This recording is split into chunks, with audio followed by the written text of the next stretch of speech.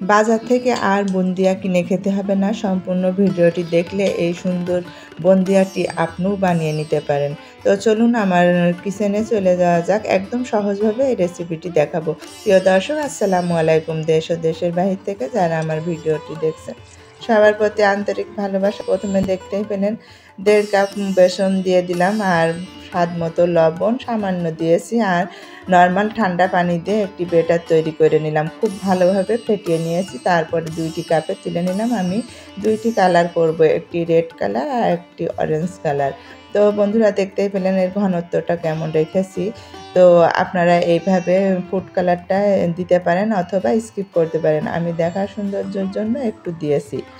তো এখানে আমি 1 কাপ আর 1/4 কাপ চিনি দিয়ে 2 কাপ পানি দিয়ে শিরা তৈরি করে নিব এই বুন্দিয়াগুলো শিরায় দেওয়ার জন্য। তো এখন দিয়ে দিব একটি এলাচ আর ভালোভাবে পলক তুলে নিব। আমি বেসনটা নিয়েছি ছোলা আর বুটের ডালের বেসন, 2টা মিক্সড আছে। সফট বেসন না হলে অনেক বেসন আছে খসখসে হয়, ভালো লাগে না খেতে। আর এই বুন্দিয়াগুলো এই বেসন দিয়ে তৈরি করলে, ছোলা বা বুটের বেসন দিয়ে তৈরি করলে খুব সফট হয়, খেতে কিন্তু অসম্ভব মজা হয়।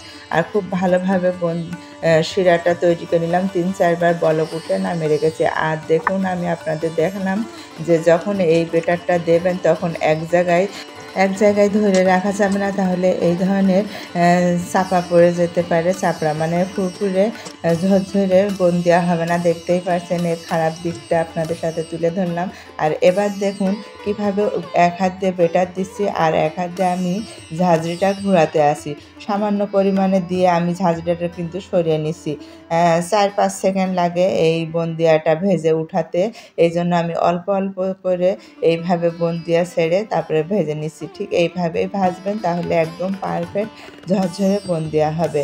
একদম তেল থাকবে না, ঝরিয়ে নিলে খুবই ভালো হয় এই বুন্দিয়াটা। আর খেতে কিন্তু অসম্ভব মজার ছিল। আলহামদুলিল্লাহ, আপনারা এইভাবে এই ভিডিওটি সম্পূর্ণ দেখে বানিয়ে নিতে পারেন। ছোট বড় সবাই এই বুন্দিয়া পছন্দ করে, আর আমাদের ঘরে তো আমরা পছন্দ করি। এই জন্য কিন্তু আমি বলছি এই বুন্দিয়াগুলো কিন্তু এয়ারটাইট বক্সে নর্মাল ফ্রিজে 10-12 দিন রেখেও খেতে পারেন। আর এই বুন্দিয়াগুলো কিন্তু খেতে অসম্ভব মজা হয়। এই বুন্দিয়ার রেসিপিটি দেখে কেমন হয়েছে অবশ্যই কমেন্ট করতে পারেন। আর ঢালার সময় ঘনত্বটা আপনাদের দেখিয়ে দিলাম ঠিক কেমন ব্যাটারটা তৈরি করেছি। একদম পাতলা না, একদম ঘনও না, মিডিয়াম ব্যাটারটা তৈরি করা লাগবে।